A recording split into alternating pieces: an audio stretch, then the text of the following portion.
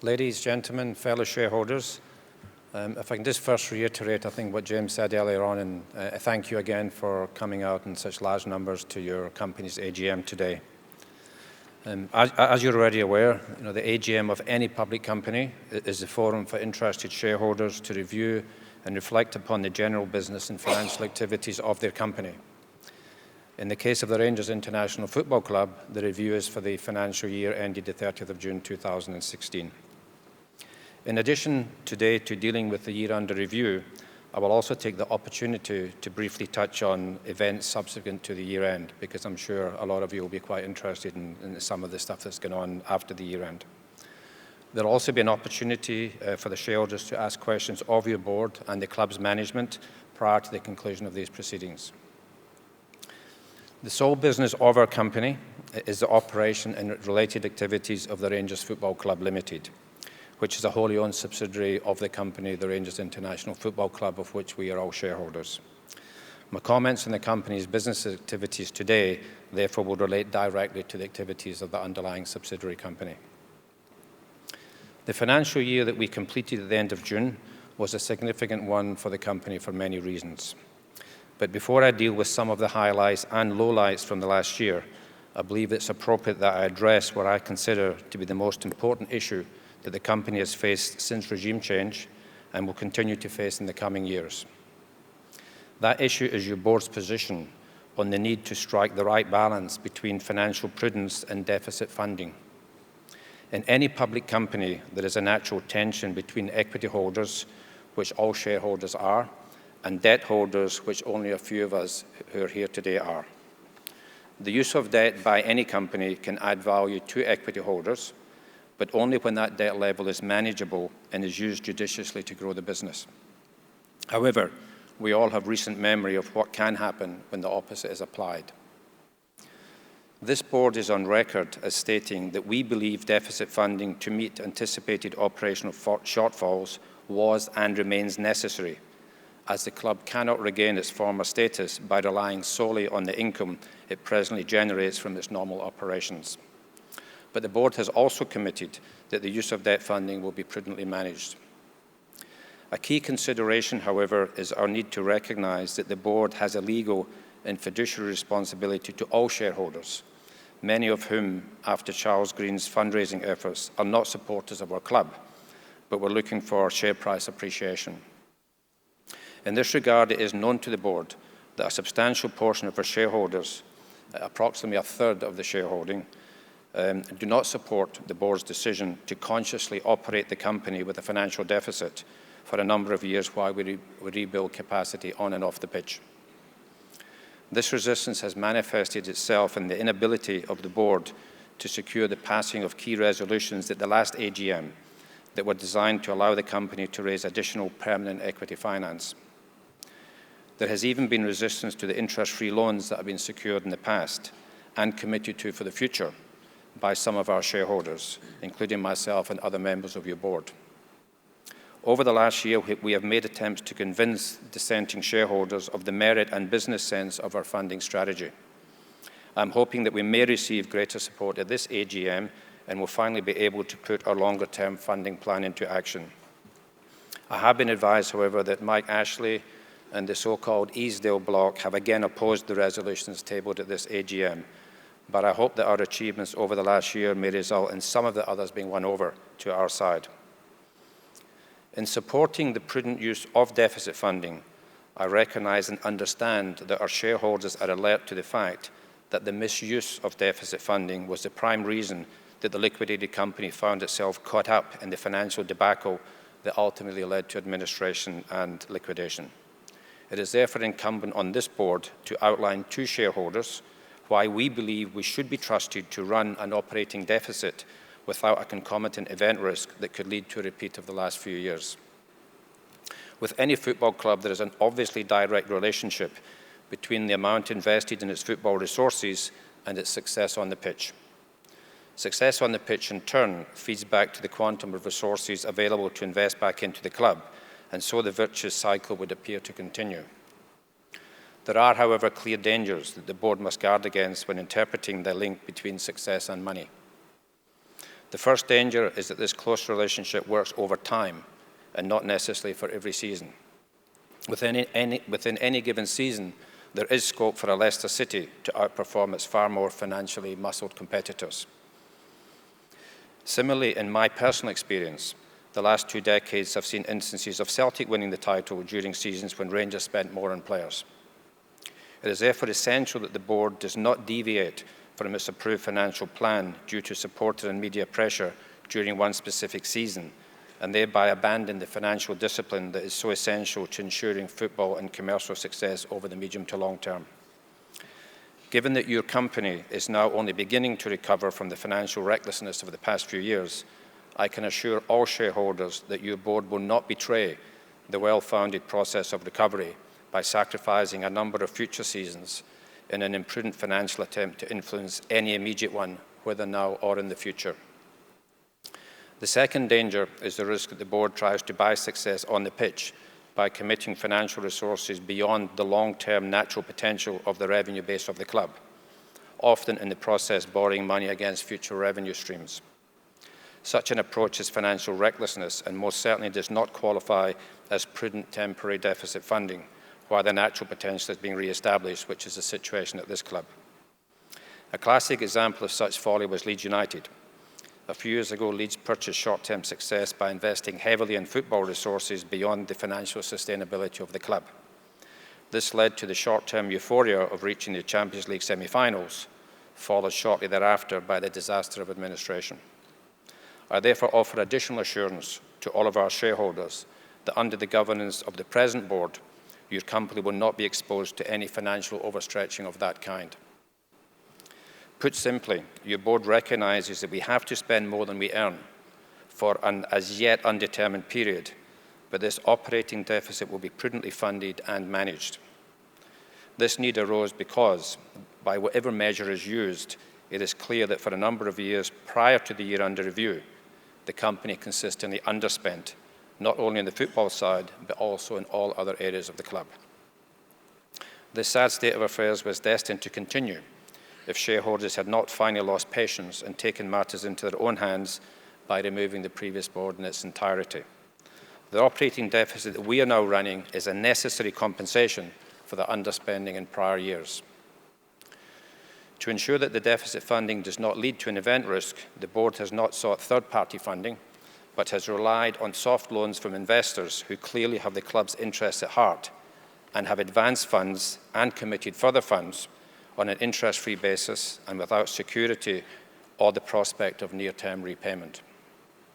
These shareholder investors are all committed to swapping their loans for permanent equity capital when the requisite resolutions are finally passed, hopefully at this meeting. The final point I wish to make on this issue is to address queries I have had from some shareholders on the composition of the board that is making such decisions on behalf of your company. Best practice from a governance perspective is that the board of any public company should have an appropriate number of independent directors. The normal understanding of independence would require such a director to be economically independent of the company, meaning that he or she would have no reason to support or decline a recommendation other than for reasons that are considered to be in the best interest of the company. However, when dealing with a sports club, I would suggest that true independence would extend to not being a supporter of the club.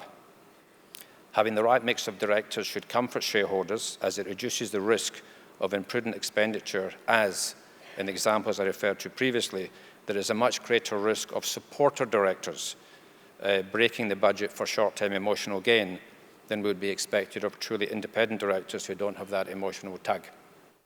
The need to expand our board to incorporate truly independent non-executive directors is something we must strive for and occupies my mind every time I reflect on the question posed by a lady at the last AGM. She wanted to know why there are no women on the board. And as I recollect, promised to ask that question at every AGM until an appointment is made. Unfortunately, however, we are not yet in a position to invite truly independent directors onto your board. The last year has seen a continuation of Mike Ashley and Sports Direct's attempts to bully your company's directors by suing them in their personal capacity. The present board comprises supporters who signed up for this challenge and who are not intimidated in the slightest by such bullies.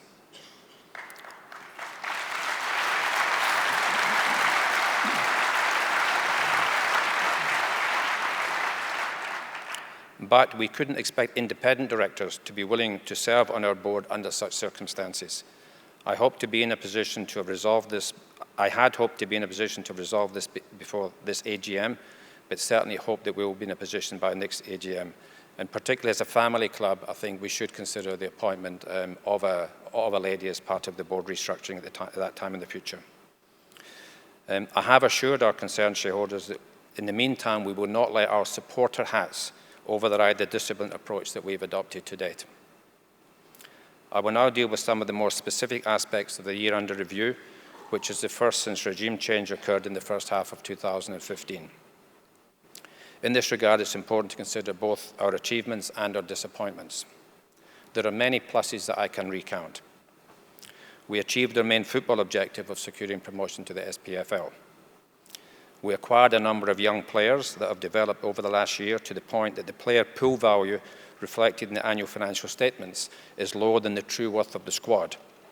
That is the opposite of what many other clubs are currently experiencing. The Sports Direct loan of £5 million was repaid, thereby releasing the club from the onerous provisions associated with that debt. The Academy at Auchenhowie has been reconstituted and is now finally fit for purpose. Much needed infrastructure spending has been undertaken and more investment will follow as we ensure Ibrox remains a world-class stadium. Even in its present condition, it is still a stadium we can be proud of, and the fact that it is debt-free is the envy of many other clubs. Ibrox and Auchenhowie are valued in the annual financial statements at their use value of £40 million, with their depreciated replacement value being a much higher £75 million. This strongly underpins the consolidated net asset value per share of 52p, which is significantly higher than the levels at which the share has traded over the last few years. The reasons for this negative gap are well known to you all. The average home league attendance increased by 30% to 44,000, indicating the return of supporters to the club following regime change. A stable board has been in place throughout the year, with individuals who serve for no other reason than their love for the club. Due to the special challenges our company has faced, my fellow board members have been required to contribute more time than would be generally expected of non-executive directors, and all have very willingly done so. Fees paid to directors of your company reduced from £383,000 in the prior year to zero for this year under review. All members of the current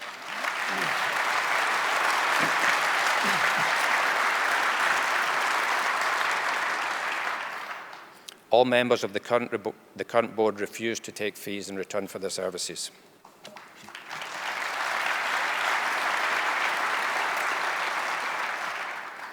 A strong commercial and marketing function is now in place, which bodes well for a return to achieving top value for the Rangers brand. More than 20 youth players were involved with the respective age group national teams last year. The overall net loss was £3.3 million compared with £7.7 million for the previous year. Additional interest-free loans of £6.3 million were received from shareholders to fund the financial shortfall for the year. These loans did not require security of the company's assets. Investor funding is again required in the present financial year and has already been committed to by shareholders on an interest-free and unsecured basis. So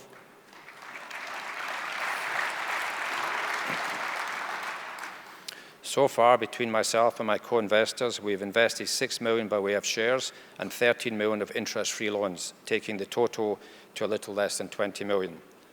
That is a bit more than I had initially expected at this stage of a rebuilding programme, but was necessary as a result of the club being in an even weaker position than expected following a regime change. There are also some disappointments. We have not yet reached a satisfactory position with the relationships that the club has historically enjoyed with the various football authorities and other influential individuals, such as politicians. Much more has to be done on that front. The disputes with Sports Direct continued throughout the year, with a significant loss of revenue compounded by substantial legal bills. A long-term funding plan was frustrated by the failure to pass key resolutions at last year's AGM. The vast amounts of funds that flow into the English Premier League and the Championship has significantly distorted wages and transfer fees, to the point that English clubs that are much smaller than Rangers in every way can outspend us in the transfer market. The company had to carry a loss of £500,000 on the value of its investment in Rangers Retail Limited. Our sponsorship and advertising rights continued to be locked in at unfavourable rates negotiated by the prior board, and we will only see a material improvement in the value of these rights commencing from 2017. £286,000 was paid to the SPFL as a fine that related to the Craig White period of ownership. Sports Direct has initiated legal action against the club and Paul Murray and I in our personal capacities over the cancellation of the retail arrangements with Sports Direct. And then finally, the prosecution of the Craig White Charles Green era seems to have stalled, which, while not directly affecting the company, is a great disappointment for everyone at the club.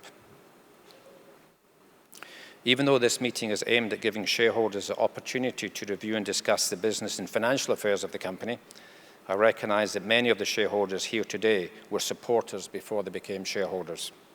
It is therefore appropriate for me to comment on some of the team issues. I do this from a high-level perspective, as Mark is best qualified to deal with the more detailed questions that you might have. During the year, we regained our place in the Premiership, reached the final of the Scottish Cup, and won the Petrofac Training Cup.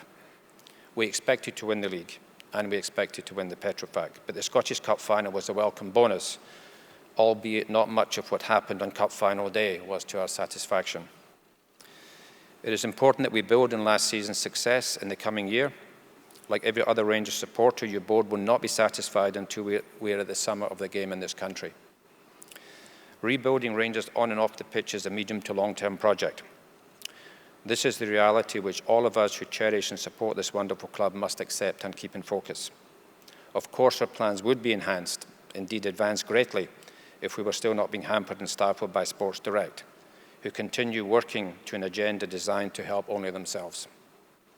Nevertheless, it remains my belief that we can free ourselves from these multiple onerous contracts and once again be able to operate and benefit from a strong retail arm. Unfortunately, because of legal restrictions, we cannot share the detail of the work that goes on behind the scenes, but I can confirm that much is being done to bring this to conclusion.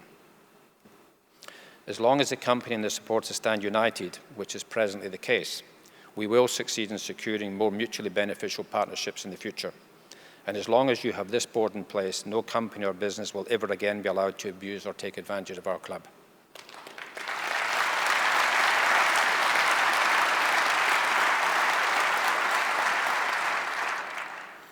On a further footballing note, you will all be aware that during the last financial year, we introduced a new management team and football philosophy and provided the finance to allow the team to commence the rebuilding phase.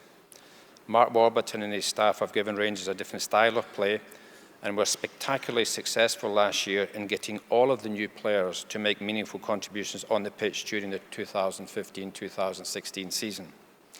This incredible achievement was magnified by the fact that Mark had deliberately chosen to compete with a relatively small first-team squad.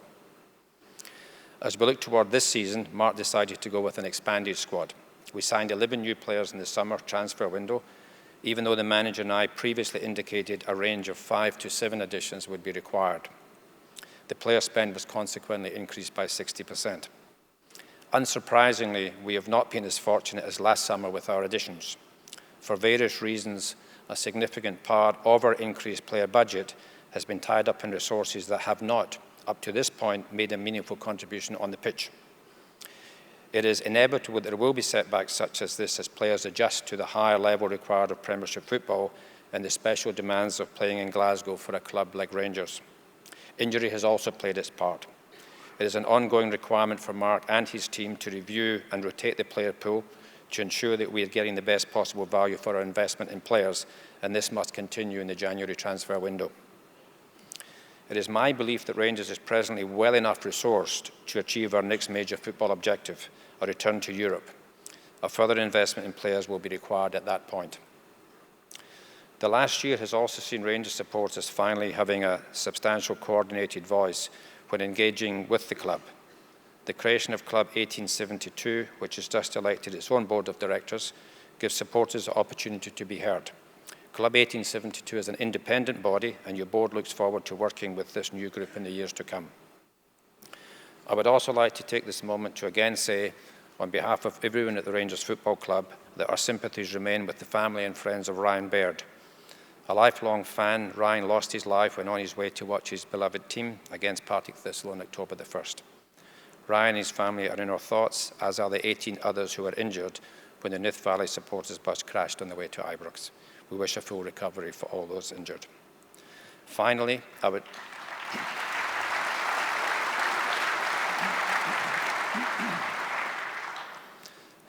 like to express my gratitude to my colleagues on the board and the company, and to the directors and management of the Rangers Football Club. I'm extremely grateful that none of you have been scared off by the unexpected magnitude of the corporate failures that we unearthed after regime change. We all expected the situation to be bad, but not quite as awful as it actually turned out to be. Fortunately, most of the unwanted legacy issues have been dealt with, or are being dealt with, and I thank each of you for your continued support during this protracted period of difficulty. I will now ask Mark Warburton to share some of his thoughts with you. When Mark is finished, we'll go straight into a Q&A session, and hopefully we will be able to answer as many of your questions as possible, although on the Sports Direct front, we may be restricted in some of our replies. Thank you.